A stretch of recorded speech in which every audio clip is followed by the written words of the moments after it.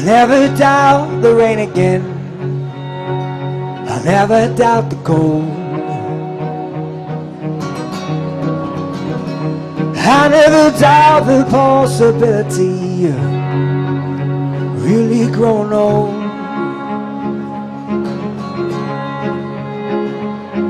I never felt distance like distance in a phone. Tonight I'm close enough, baby. Tonight I'll be coming home. And goodbye, goodbye, goodbye, goodbye, bye. And goodbye, goodbye, goodbye, goodbye, bye, bye.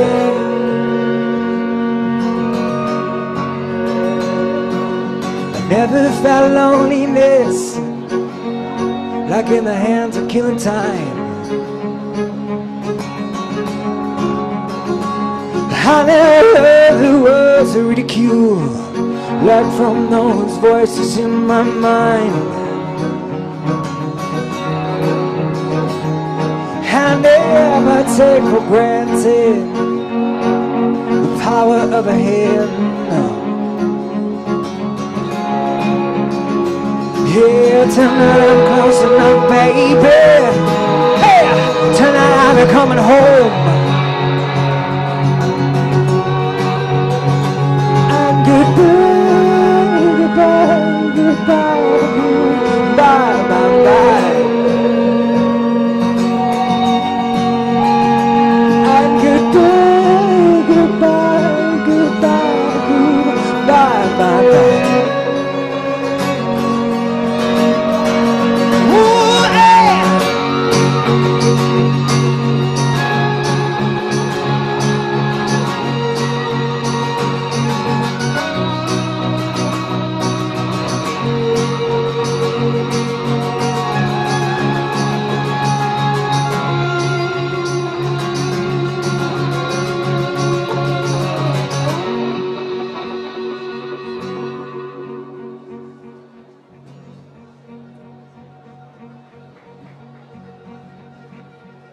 I never doubt the offering my Father made for me.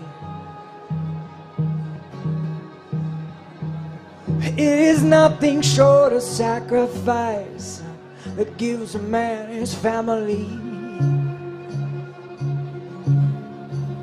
Yeah, I never doubt that you love me, the words that you sing.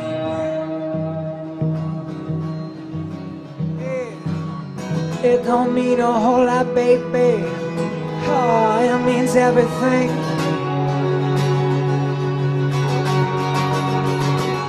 And goodbye, goodbye, goodbye, goodbye, bye, bye. And goodbye, goodbye, goodbye, goodbye, bye, bye.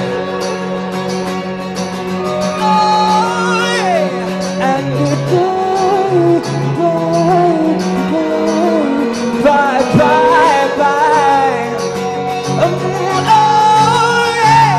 And goodbye, goodbye, goodbye. Oh.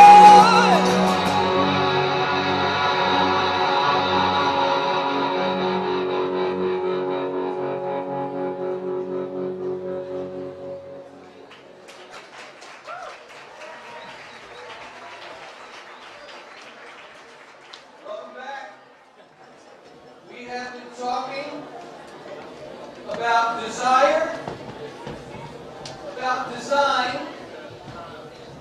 and now we want to talk about our ultimate destiny. But before we talk about our destiny, let's just review what we've learned so far. We started by talking about the deepest desires of our hearts. And we have, can I ask those in the back, we started talking about the deepest desires of our hearts. And the point that is so important that we're trying to make is that Christ does not ask us to stifle our desires. He wants us to awaken them at their deepest level. Christianity is not about following an oppressive list of rules. Christianity, rather, is about having the courage, and it does take courage, having the courage to follow our deepest desires. In fact, do you know what the very first words of Jesus are quoted in the Gospel of John?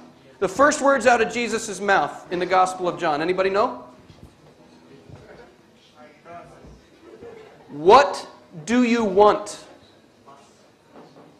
Jesus begins everything he says in the Gospel of John with these words, with this question. What do you want? What are you looking for? It's a very, very important question. Only as we get in touch with our deepest desires do we get in touch with the very meaning of our existence. St. Augustine perhaps said it the best. He said, "You have made us for yourself, O God, and our hearts are restless until we rest in you." We are created for an infinite love, for an infinite union, for an infinite marriage. God wants to be one with us forever. And the Bible describes this eternal unity as a marriage. And God wanted this eternal marital plan to be so plain to us, so obvious to us, that He stamped an image of it right in our bodies by making us male and female and calling the two to become one flesh. This intimate union tells a story.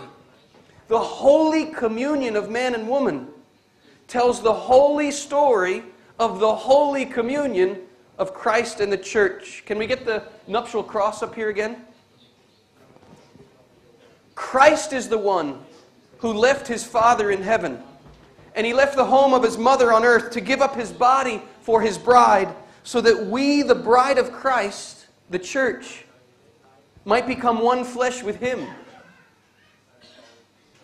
Where do we become one flesh with Christ? When Christ says to His bride, "This is my body given for you," and when the bride comes forward to receive the body of Christ, the bride is one flesh with the bridegroom, and if the church opens to the gift, the bride conceives eternal life. This is the design of our sexuality. A man's body does not make sense by itself, does it? Gentlemen, have you ever wondered, standing there in the shower, why, oh God?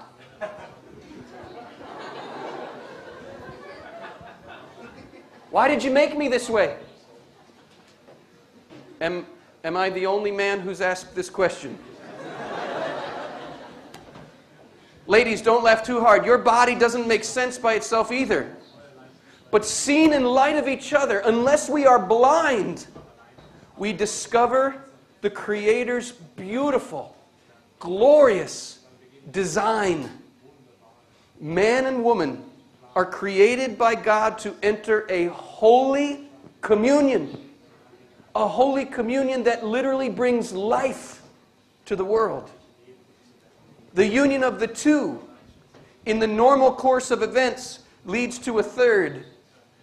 And so we have here, John Paul II says, an image of the Trinity, of the eternal communion of those three persons in God. Now, it's very important to understand, God is not sexual. God is not made in our image. We are made in His image.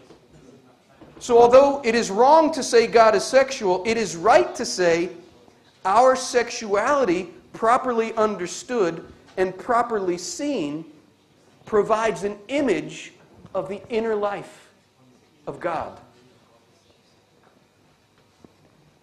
Our destiny, the reason we're made this way, is to point us to this eternal union of love. So now, for the rest of the evening, let's talk about destiny.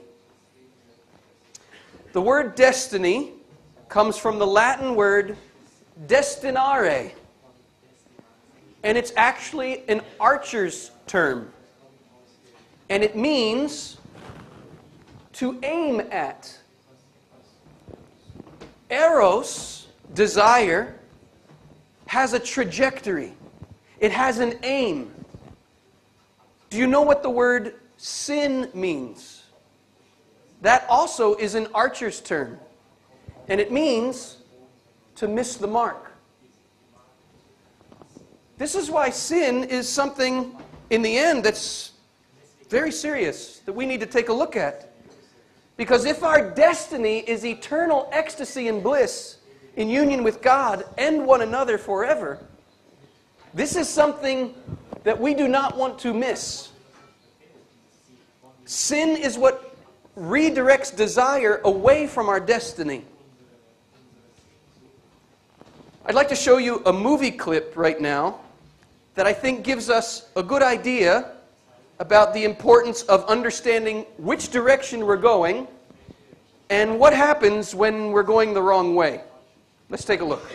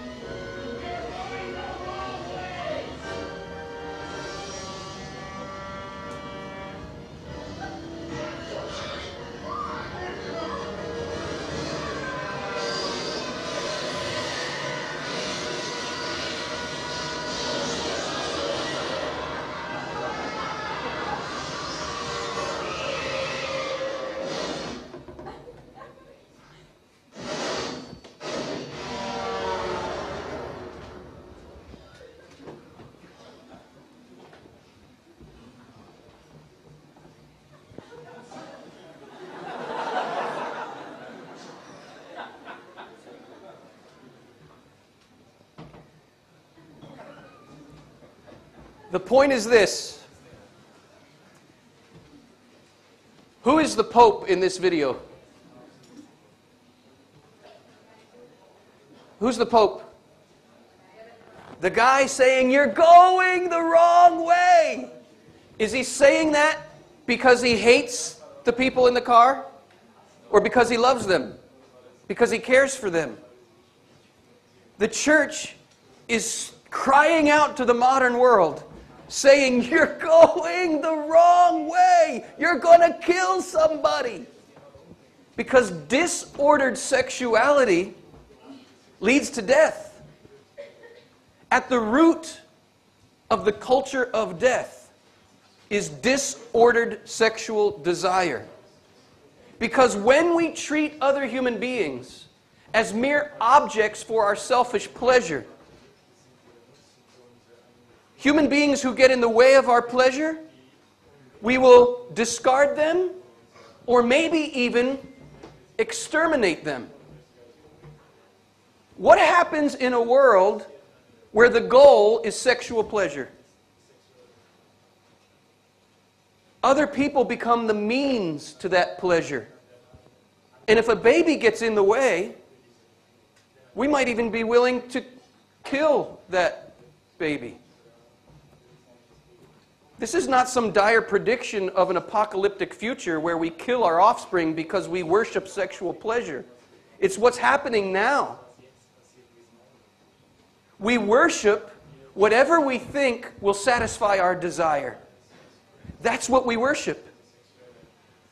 And in our world today, we're worshiping sex. Why? Because we think sexual pleasure is everything we yearn for. Now, there's a certain truth here that's gotten twisted up. You see, when you look at God's design, you discover, as we're saying, this call to Holy Communion that brings life to the world. But rather than bringing life to the world, when sex gets twisted and distorted and you're going the wrong way, it brings death to the world. The truth is that sex is all about life. Sex not only is meant to bring life into the world, that's one sense, but sex is a celebration of life. It's a celebration of existence, and it's meant to point us to our destiny of eternal life. But the lies come in there. They take this truth, this proclamation of love and life, and they twist it all up. And when you twist the truth that sex is all about life, twist that, and what do you get?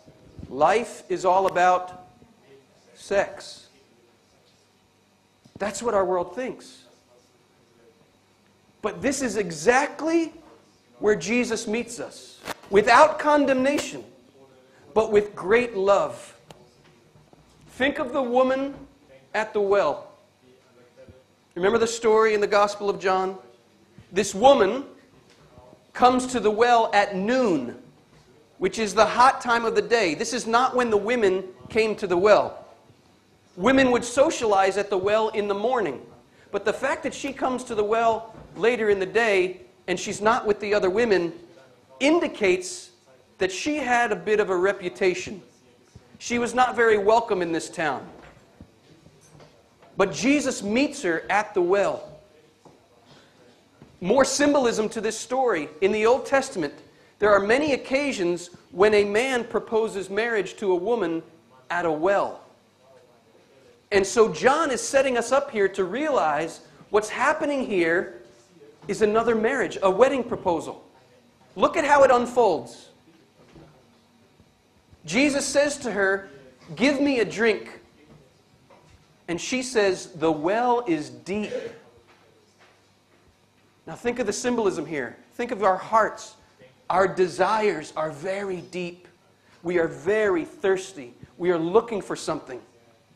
And Jesus knows this is true about human nature. We tend to think that the union of man and woman, that sex and sexual love is really what we're looking for to satisfy our thirst. So Jesus says to this woman, "Go get your husband. Go get your man." She says, "I don't have a husband." Jesus says, "I know. I know that you have been with 6 men." She had been taking her thirst to all of these men to try to satisfy her thirst, but none of these men could satisfy her thirst, could quench her thirst. 6, of course, is a very symbolic biblical number. 6 is the imperfect biblical number. And the point that's being made here is she had been with all these imperfect lovers. None of these lovers could quench her thirst. What does Jesus then say to her? He looks at her and says, "You tramp!" No, he does not say that. Jesus does not come to condemn us. He knows everything about us. He knows all of the ways that we have been looking for love in all the wrong places, looking for love in too many faces. And he says to her this, listen to these words. Please listen to these words. If you are like that woman, and you've been looking for love in all these imperfect lovers, please know this is Jesus speaking to your heart right here, right now. And he's saying this: if you knew the gift that I wanted to give you, you would ask me for a drink, and I would give you a water that if you drink it, you will never thirst again. Is this for real? Is there really a water that if we drink it, we will never thirst again? Is there a bread that if we eat it, it will truly satisfy our hunger? Is this for real? If that is real, this is good news. And we should go tell the whole world. And that's exactly what that woman did. She ran into her town. She didn't care anymore about what they thought of her, because she discovered lover number 7. What's 7 in the Bible? The perfect number. Do you see what happened to this woman that day? She learned how to redirect her desire according to God's design so she could embrace her destiny. Union with Jesus forever. The perfect lover. That day, she learned true worship. Remember? We worship whatever we think will satisfy our desire. She was worshiping these sexual relationships. She was worshiping these other men. And that day she learned true worship because she redirected her desire towards the infinite. I want to show you another video right now. It's a concert clip from the greatest rock and roll band in all of history. Drum roll, please. The 4 men from Dublin, U2. I have followed this band since I was 13 years old. Their music is very much part of my life. And I wouldn't necessarily agree with all of Bono's theology, but he really does believe that Jesus is the Son of God. And in his own way, he's trying to share that truth with the world. And the highlight of any U2 concert, do we have any crazy U2 fans out there like I am? Okay, what is the highlight of any U2 concert? Shout it out. I hope you said Where the Streets Have No Name. I didn't hear it, but that's the highlight of any U2 concert. Where the Streets Have No Name is a song about heaven. And it's a song about our yearning for heaven. And what's so special about this song in a U2 concert is the way the band transitions from one song into Where the Streets Have No Name. And at this concert, the clip I'm going to show you, Bono is singing a song first to his wife. And the song is called All I Want Is You. Bono was once interviewed by a man who couldn't understand how the biggest rock star in the world could be faithful to his wife all these years. And the interviewer said, "Come on, Bono, you're the biggest rock star in the world. And you sing about erotic things all the time. Don't tell me you've been faithful to your wife." And he says, "I have been faithful to my wife." And he says, "But it's true, I do sing about erotic love. But when I sing about erotic love," he says, "there's a moment when it segues from the things of this world to the things of another world, to much higher things. My love goes from this world to another dimension." And I want you to pay careful attention here. As the song transitions from a song about his wife to Where the Streets Have No Name, which is a song about heaven, watch how his desire gets redirected towards the infinite. Take a look.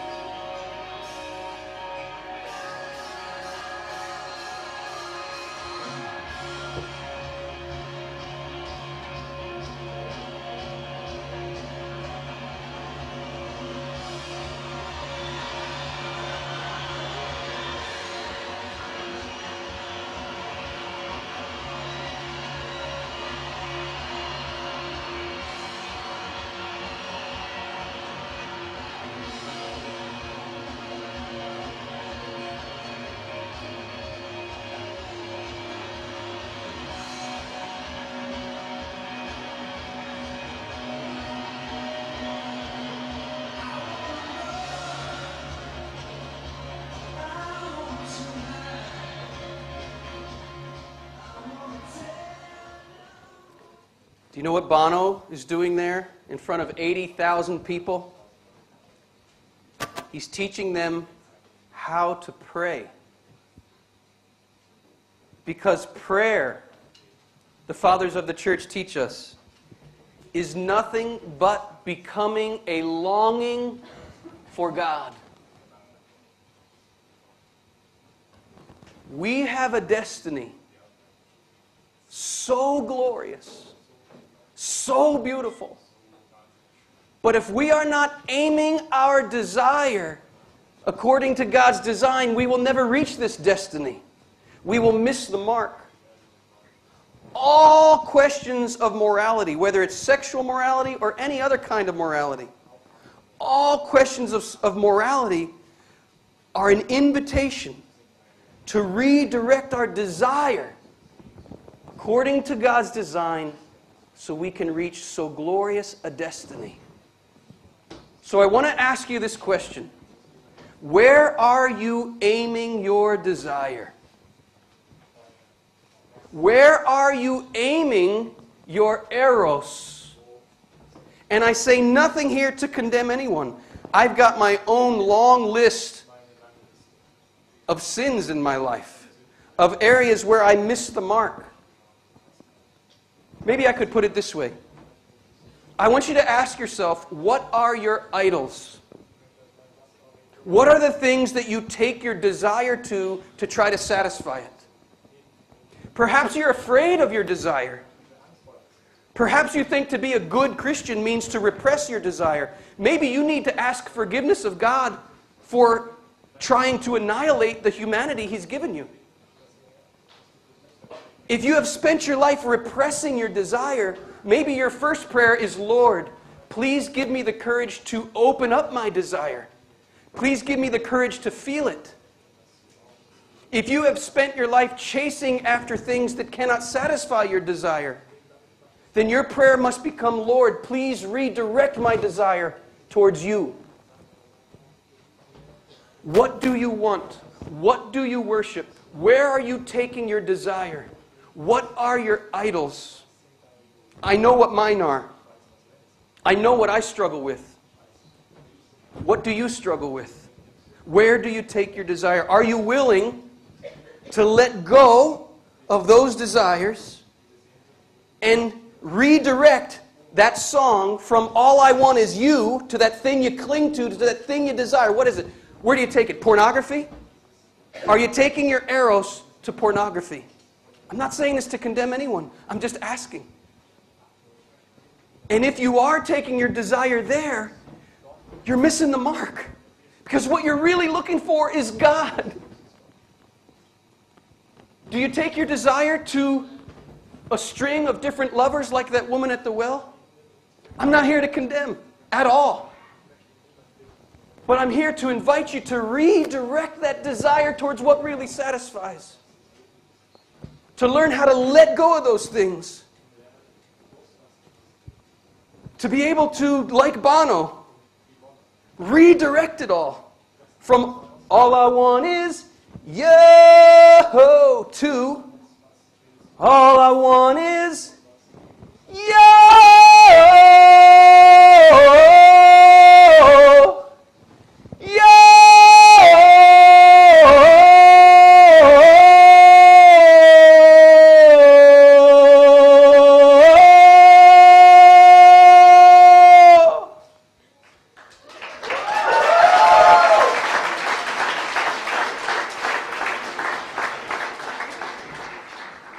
That's prayer. That's prayer. You know what else it is? It's a promise of immortality. You know what else it is? It's the virtue of chastity. Chastity is not the repression of our sexual desires. Chastity is the redirecting of our sexual desires towards the heaven we really desire, union with God forever. Is this the way we understand chastity? I don't think so. And because we've been raised in the starvation diet version of things, we think chastity means starve yourself. I want to help you understand what the church really believes about chastity tonight. And I want you to imagine right now that you are an artist, a sculptor, and you have been commissioned by the Vatican to sculpt the virtue of chastity. What would it look like? 500 years ago, the Vatican commissioned a sculptor to do just that. And to this day, you walk into St. Peter's Basilica, and in the nave of the church, right in the arches, you see these beautiful statues depicting different Christian virtues.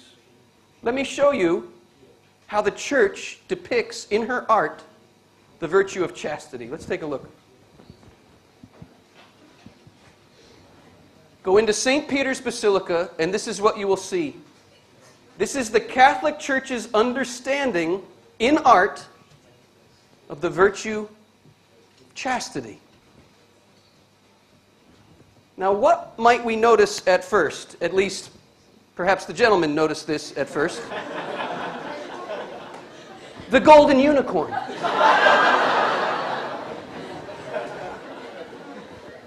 What we noticed at first, at least the gentlemen, are the bare breasts of a beautiful woman. I thought this was a statue of chastity. It is. It is. It is the virtue of chastity that enables us to see the human body rightly, John Paul II says. Purity of heart allows us to see the sign language of God that's been written into the human body. John Paul II says purity of heart is the ability to see the glory of God shining in the human body. Let us keep in mind that John Paul II, as part of the restoration project of the Sistine Chapel, he ordered the removal of many of the loincloths that prudish clerics had painted over Michelangelo's original nudes. John Paul II said, take them off. And take them off in the name of Christian purity. Because blessed are the pure of heart, for they shall see God. They shall see God. Theology of the body. This is a theology. Man's body and woman's body reveals the mystery of God. But let's go deeper here. In order to understand the symbolism of this art, we have to understand how the Catholic Church, in her art, depicts the virtue of charity or love. Because love is at the center of chastity. Could you bring those images up for me? Go into St. Peter's Basilica, and you will see dozens and dozens of statues like this. Both of these are from St. Peter's. This is the virtue of charity as the Catholic Church understands it in her art. A woman giving her milk to her child. Here, of course, we have a baby at the breast, and over here we have a woman literally squeezing her breasts, expressing her milk. And the church wants us to understand that these images are beautiful images of love being poured out. This is how the Catholic Church understands charity. Pornography is the mockery of these beautiful images. Pornography is the crumpling up and twisting of these beautiful images. What's the difference, John Paul asks, between nakedness in authentic art and the nakedness in pornography? He says this: the pornographer portrays the human body in such a way as to elicit lust in the viewer, whereas the true artist depicts the human body in such a way as to awaken a deep and reverent understanding of the true beauty and dignity of the human being. So here we have charity. Let's go back to chastity. Now we can understand why chastity has a bare-breasted woman right in the middle. Because right in the middle of chastity is love. As John Paul II says, chastity can only be understood according to the truth of love. Chastity is the virtue that directs all of our desires away from the selfishness of lust and towards the truth of authentic love. So let's take a look at these other symbols in this statue. We have here a unicorn with a golden horn, and we have over here a golden rose or flower of some kind.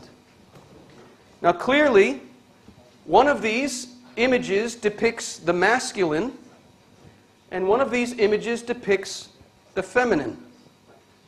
Do we need to point out which is which?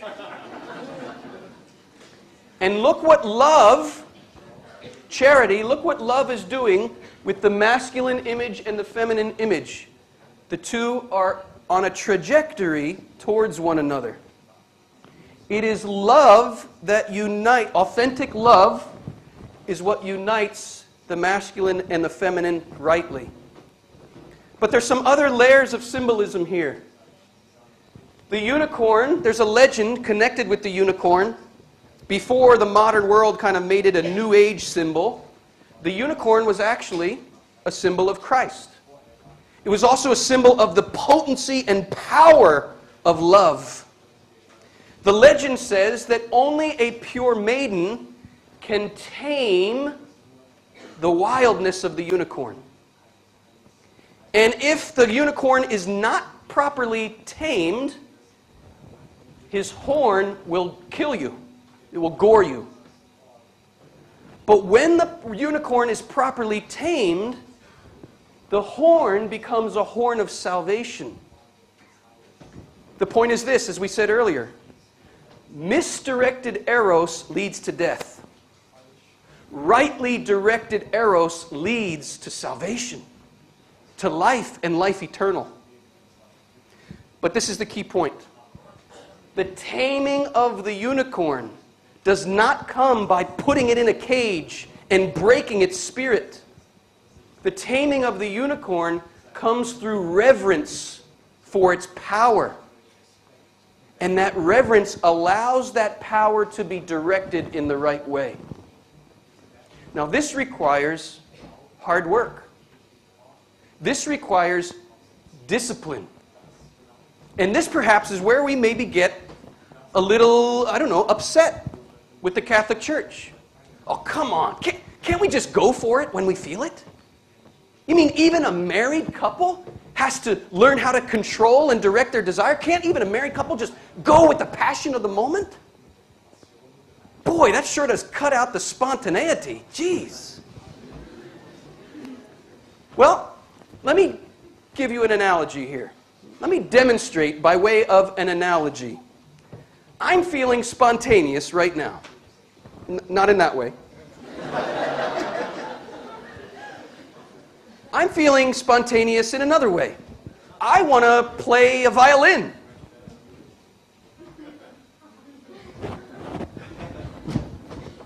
May I? How do you help me? All right, let me play a violin for you. I'm just feeling spontaneous. Here we go.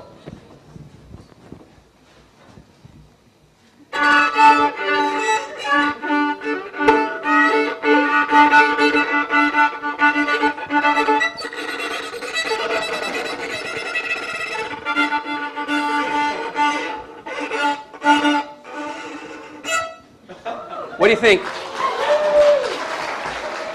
Now, did that music just lift your soul to the heavens? Or That's bullshit, man. yes, thank you. Thank you. What you do? Who said that? Bullshit what you do here. It's a show. It's a bad show, man. Give me a high five. It's a bad show. It I'm makes not me done. Aggressive. I'm not done yet. Maybe you should try to develop your That's exactly the point. Yeah, maybe That's if you have exactly more sex, the point. you do it better. Ooh, he's... Listen, did you hear what he said? Maybe if you can only insult people, you can leave. No, I don't want him to leave. I don't want him to leave. Okay. He's making a very important point. Okay. Let's listen to him. This is exactly the point I'm trying to make. Are you ready? You're doing a show. Christina, would you like to play the violin for us? Go for it.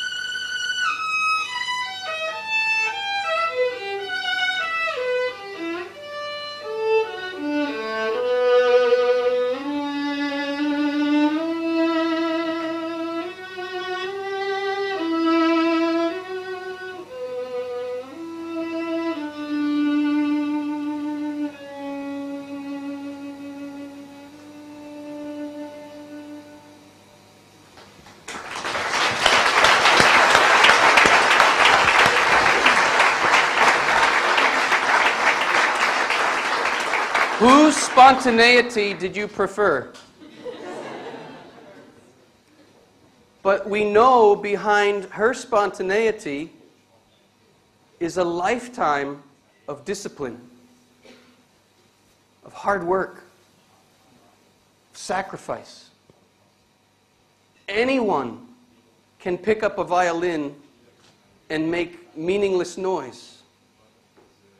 But it takes practice, sacrifice, and discipline to learn how to make beautiful music. And this is what chastity does with our sexuality. It helps us to make beautiful music. Now, some of you might be saying, well, I can't do that. How am I ever going to do that? Well, anybody can learn to play a few notes with a little instruction. Can you help me out here? Give me a little instruction. How do I?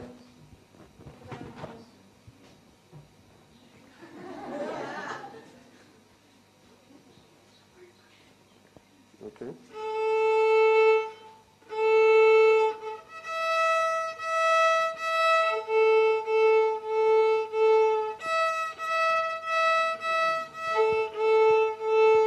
It's not Mozart,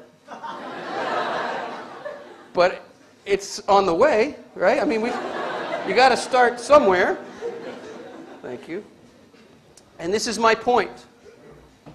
Wherever we are on our journey, be where you are on your journey, but keep going, step by step, and we can learn how to make beautiful music. If we just surrender to the distortions of the erotic in our heart, we will make a lot of noise, but it won't be very meaningful noise. And we will end up causing ourselves and many others a lot of pain.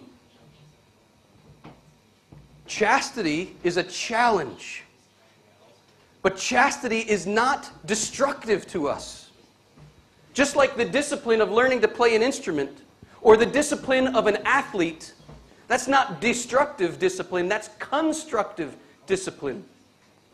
And if we have been raised, and perhaps some of us were, and maybe this is a source of some of the anger in our hearts, and I have it too. I got very, very angry at my parents when I was a teenager because, to go with this analogy, they were demanding of me that I play the violin beautifully. But they never gave me any lessons.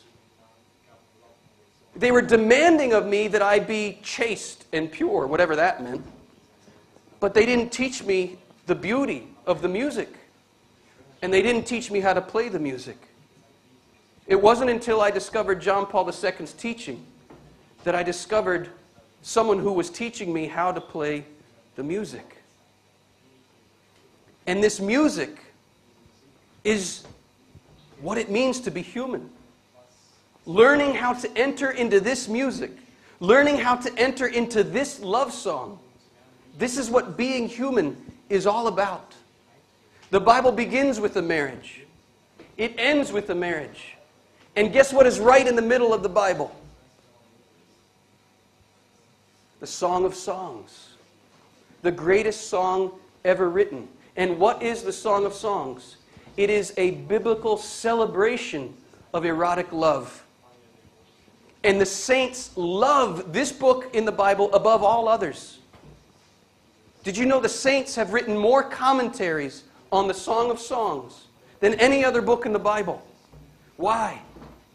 Because they understand this erotic love poetry is God singing His love song to us, inviting us to this eternal union. When we understand that the marriage in the book of Revelation is the love for which we're really created, and that that is our destiny, then we understand why Jesus says, in the resurrection, at the end of time, men and women are no longer given in marriage. Why? What's the purpose of this painting? This is a sign that's meant to point us to heaven. Well, you no longer need a sign to point you to heaven when you are in heaven. You're there. Our ultimate destiny is union with God. Let me give you a picture of it. Can we get Teresa of Avila up here? Here we have a picture of a saint experiencing what she describes as nuptial union with God. Now, of course, it's an analogy. God is not sexual. And yet this is the imagery the Bible uses. This is the imagery the saints use. Let me read to you what Teresa herself said about this experience. This is a statue you'll also find in Rome by Bernini. And it's called The Ecstasy of St. Teresa of Avila. She says this: I saw an angel beside me with a blazing light so hot that it seemed to be one of the very highest angels, all on fire. I saw in his hands a long spear of gold, and at the end of the iron there seemed to me to be a fire. And he thrust this spear into my heart several times, so deeply that it reached my entrails. It reached my guts. As he withdrew it, I thought that he brought my guts out with it, and it left me all burning inside with a great love of God. So great was the pain, she says, that it made me moan. Can we get a close-up here? So great was the pain that it made me moan, and so utter the ecstasy and sweetness that there was no wanting it to stop, nor is there any satisfying the soul with less than God. This is a woman who has learned how to direct eros towards the infinite. I know we have a few consecrated celibates among us. If you're a consecrated celibate, a priest or a religious, or even a lay consecrated celibate, could you please stand for a moment? Do you mind? I know I'm putting you on the spot, but if you would stand for a moment. Could we get some lights here so we can just look around the room and see them? Could we turn up the lights just a little bit in the room? These men and these women are ridiculed and mocked by the world relentlessly. Why? Because the world seems to be convinced that sex is what we really want. Now, the world is onto something here. Sex is something beautiful and wonderful. It's a great gift of God. But it is not our be-all and end-all. It's a sign that's meant to point us to our be-all and end-all. 2 bookends of the Bible. Begins with the union of man and woman, ends with the union of God and humanity. Which one of these unions is our ultimate satisfaction? If we understand that we are created for union with God, and that alone can satisfy eros, then we understand that these men and women have not rejected their sexuality, but they are pointing the whole world to this, to the ultimate meaning of our sexuality, which is union with God forever. There was a modern Carmelite nun who was giving a lecture, and she was trying to share with her audience that she experiences this in union with God, this ecstasy. And an agnostic psychologist was very angry at her. And he said to her, "You are sick. What you really want is sex and more sex. But you're disguising your desire for sex with all this ridiculous talk about union with God." And she responded very firmly. And she said, "I beg to differ. What the world really wants is union with God. But it's disguising that desire with all of this sex, sex, and more sex." We must ask ourselves the question, who was right? And if that nun was right, then these men and women, these consecrated celibates, by skipping the sacrament of marriage and devoting themselves entirely to the ultimate marriage, they have lost nothing and gained everything. And their lives help all of us to redirect our desire according to God's design so we can reach our destiny. And so I say to each of you, thank you, thank you, thank you, thank you.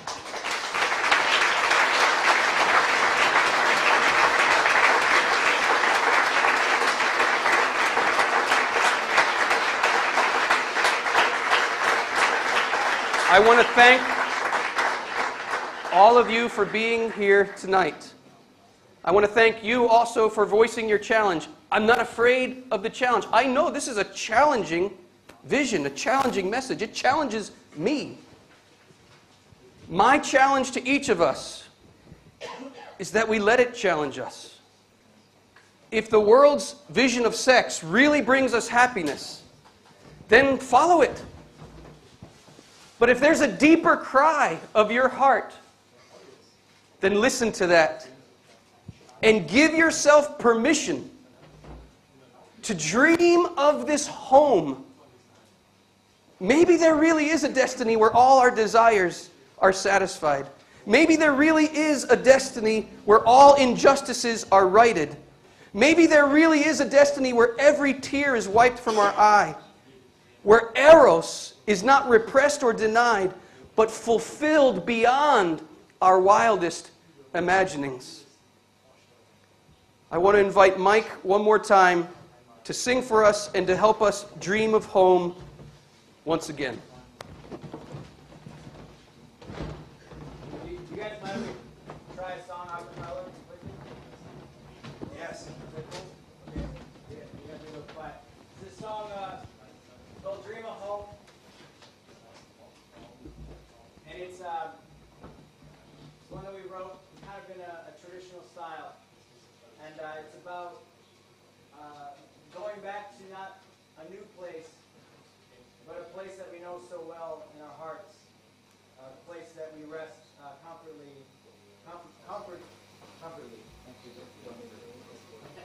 Thank you.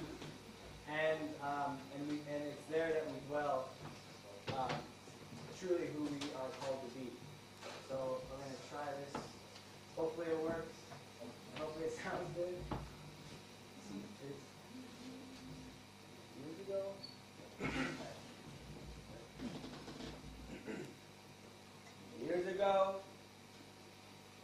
signs did show the people all reacted the same. With each year that passed, the longer it lasts, one by one we lost our titles and names. You could see in our eyes our memory had died, and our story never started the same. We searched for some reason and a changing season as we dream of home once again. Father, take hold of your son's hand, and mother to daughter remain. Brother, hold dear your sister in fear, for those days were returning again.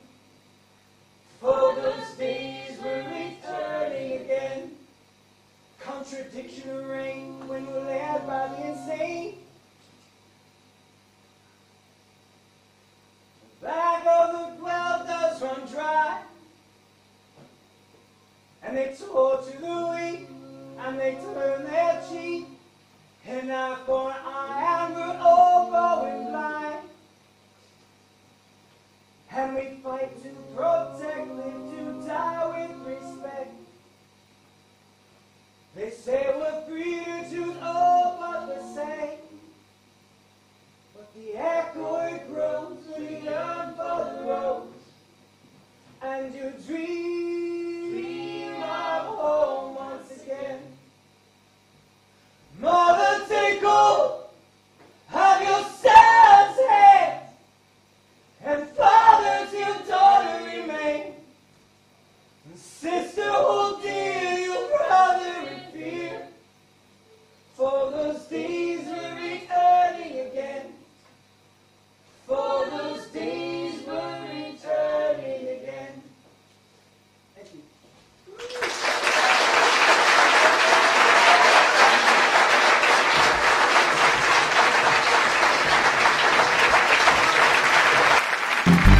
Thank you.